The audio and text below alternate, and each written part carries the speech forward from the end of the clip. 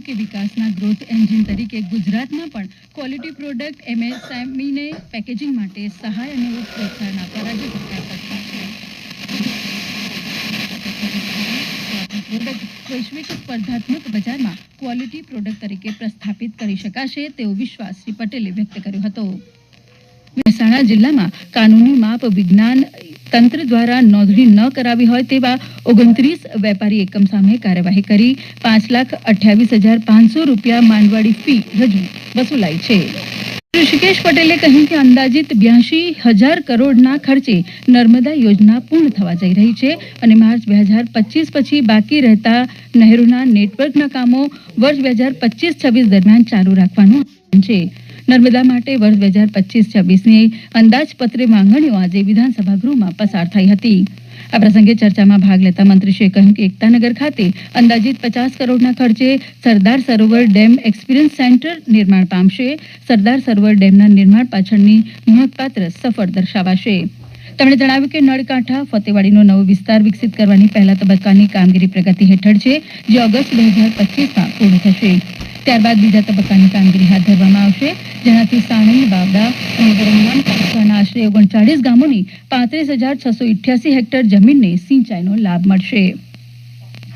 આ સમાચાર આપ આકાશવાણીના અમદાવાદ વડોદરા કેન્દ્ર પરથી સાંભળી રહ્યા છો. આ સમાચાર આપ અમારી YouTube channel AIR news Gujarat પર પણ સાંભળી શકશો. વધુ સમાચાર માટે અમારી વેબસાઇટ newsonair.gov.in/gujarati અને અમારા એક્સ હેન્ડલ AIR_news_ABAD ને ફોલો કરશો.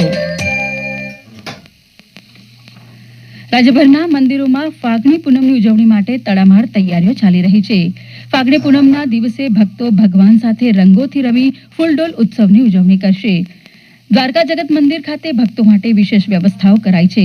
પદયાત્રીઓ દ્વારકા પહોંચી રહ્યા છે ત્યારે તેમની સુવિધાઓ માટે મંડપો, ભોજન, પાણી સહિતની વ્યવસ્થાઓ કરાઈ છે. યાત્રાધામ શામળાજી ખાતે પણ હોળી ધૂળેટીના પર્વની રંગારંગ ઉજવણી કરાશે. સાંભળીએ એક અહેવાલ. ધૂળેટીના દિવસે ભગવાન શામળિયાની સાથે સાથે ભક્તોને પણ રંગ રંગવામાં આવતો હોય છે. પાંચમથી લઈને પૂનમ સુધી શામળિયા ભગવાનને શ્વેત વાઘા પહેરાવવામાં આવે છે. ધૂળેટીના દિવસે શામળાજી મંદિર ખાતે ભગવાન શામળિયાને ચાંદીની પિચકારીથી રંગ રંગવામાં આવે છે. આ માટે કેસુડો, અબીલ, ગુલાલનો રંગ તૈયાર કરાય છે અને ભક્તો ઉપર પણ કુદરતી રંગોનો છંટકાવ કરવામાં આવે છે. આકાશવાણી માટે અંકિત ચૌહાણ, અરવલ્લી. ડાકોર ખાતે પણ આજથી ફાગણી પૂનમ ઉત્સવનો પ્રારંભ થયો છે. ડાકોર રણછોડરાયના દર્શને આવતા પદયાત્રીઓ માટે વિશેષ વ્યવસ્થાઓ કરાઈ છે. ડાકોરમાં આજથી શરૂ થયો છે ફાગણી ઉત્સવ. ફાગણ સુદ 11 થી ફાગણ સુદ પૂનમ સુધી આ ઉત્સવ ચાલે છે, જેમાં લગભગ 5 લાખ જેટલા પદયાત્રીઓ ડાકોર રાજા રણછોડના મંદિરે પદયાત્રા કરી દર્શને આવે છે. ડાકોર મંદિર એ ઉત્સવોની ભૂમિ છે, પણ આ જે ફાગણી પૂનમ એને પદયાત્રીઓની પૂનમ તરીકે ઓળખવામાં આવે છે. રસ્તામાં અસંખ્ય લોકો સેવા યજ્ઞ યોજે છે, જેમાં ભોજનની વ્યવસ્થા, આરામની વ્યવસ્થા, મેડિકલ કેમ્પો પણ રાજ્ય સરકારના આરોગ્ય વિભાગ દ્વારા કરવામાં આવે છે. ખેડા જિલ્લા હોળી ધૂળેટી પર્વને ધ્યાનમાં રાખી એસટી વિભાગ 1200 જેટલી વધારાની બસ દોડાવશે. હોળી ધૂળેટીના તહેવારોમાં લોકોનો વતને જવા ધસારો રહેતો હોવાથી એસટી વિભાગ દ્વારા વધારાના ફેરાનું આયોજન કરાયું છે. સૌરાષ્ટ્ર તરફ તથા ઉત્તર ગુજરાત તરફ જે મજૂર વર્ગ જાય છે તેઓ ખાસ કરી અને અત્યારના આ તહેવારો દરમિયાન પોતાના માતૃ વતન તરફ જતા હોય છે. ચાલુ વર્ષે ટ્રાફિકના પ્રમાણને જોઈ અને વધારાનું આયોજન કરવામાં આવેલ છે. 1000 બસોની જગ્યાએ 1200 જેટલી બસોથી 7100 જેટલી ટ્રીપોનું એક્સ્ટ્રા સંચાલન થશે. આ સંચાલન 10 માર્ચ એટલે કે આજથી 16 માર્ચ સુધી સતત ચાલુ રહેશે. આ તહેવારમાં ડાકોરના રણછોડરાયના દર્શને મોટી સંખ્યામાં શ્રદ્ધાળુઓ આવતા હોવાથી ડાકોર જવા 500 જેટલી બસો થકી 4000 ફેરા કરાશે. હોળી ધૂળેટીના તહેવારને ધ્યાનમાં રાખી પશ્ચિમ રેલવે દ્વારા 50 વિશેષ ટ્રેન દોડાવાશે.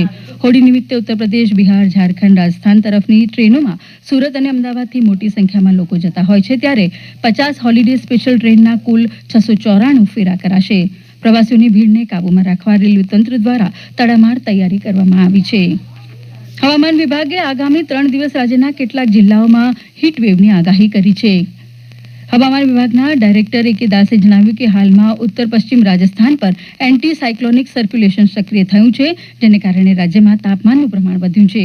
આગામી 3 દિવસ રાજ્યના લઘુત્તમ અને મહત્તમ તાપમાનમાં નોંધપાત્ર ફેરફારની શક્યતાઓ નહીવત છે, પરંતુ ત્યારબાદ મહત્તમ અને લઘુત્તમ તાપમાનમાં 2 થી 3 ડિગ્રી સેલ્સિયસનો ઘટાડો થવાની શક્યતાઓ છે.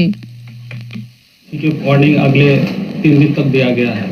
मेनली जो डिस्ट्रिक्ट इसमें आएगा सुरेंद्रनगर, राजकोट, पोरबंदर, जूनागढ़, मोरबी, अमरेली, गिर सोमनाथ एंड कच्छ.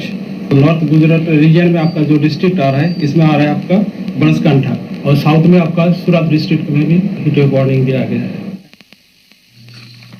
મહિલાઓની ક્રિકેટ પ્રીમિયર લીગ WPLમાં આજે ગુજરાત જાયન્ટ્સ અને મુંબઈ ઇન્ડિયન્સ વચ્ચે મેચ રમાશે. મુંબઈમાં રમાનારી આ મેચમાં ગુજરાત જાયન્ટ્સે ટોસ જીતીને બોલિંગ પસંદ કરી છે. બંને ટીમો પહેલાથી જ દિલ્હી કેપિટલ સાથે પ્લેઓફમાં જગ્યા બનાવી લીધી છે. આજની આ મેચમાં ટુર્નામેન્ટના પહેલા ફાઇનલિસ્ટ નક્કી થઈ શકે છે. અંતમાં મુખ્ય સમાચાર ફરી એકવાર. રાજ્યની કોઈ એક જીઆઈડીસીને સંપૂર્ણપણે હરિત ઉર્જા આધારિત ઉદ્યોગો ધરાવતી વસાહત બનાવાશે. રાજ્યના શામળાજી અને ડાકોર સહિતના મંદિરોમાં ફાગણી પૂનમની ઉજવણી માટે તડામાર તૈયારીઓ. હોળી ધૂળેટીના પર્વને લઈ એસટી વિભાગ વધારાની બસનું સંચાલન કરશે. આગામી 3 દિવસ રાજ્યના કેટલાક જિલ્લાઓમાં હીટવેવની આગાહી. અને મહિલાઓની ક્રિકેટ પ્રીમિયર લીગમાં આજે ગુજરાત જાયન્ટ્સ અને મુંબઈ ઇન્ડિયન્સ વચ્ચે મુકાબલો. આ સાથે આકાશવાણીના અમદાવાદ વડોદરા કેન્દ્ર પરથી પ્રાદેશિક સમાચાર પૂરા થયા.